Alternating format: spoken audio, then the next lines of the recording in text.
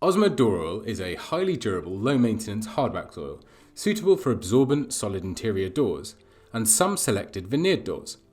Coming in two variations, the clear satin 3060 door oil enhances the tone of the wood, and the white tinted matte 3033 raw door oil helps maintain an unfinished look on lighter coloured woods like oak or pine.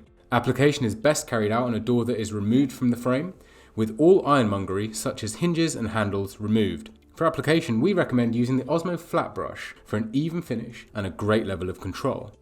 To begin with, ensure the door is clean, dry and dust free, and always make sure that you carry out a small trial area first. Thoroughly shake the can of door oil to mix the ingredients. Failure to do so could lead to a patchy finish.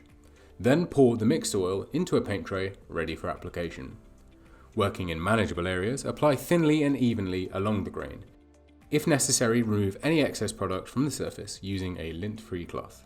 When applying the 3033 door oil raw, you should quickly remove all excess white pigment before drying. Allow to fully dry in a ventilated area. Sanding between coats is not normally required, however small nibs can be lightly removed using a very fine grade sandpaper. Remove any dust after denibbing with a soft brush.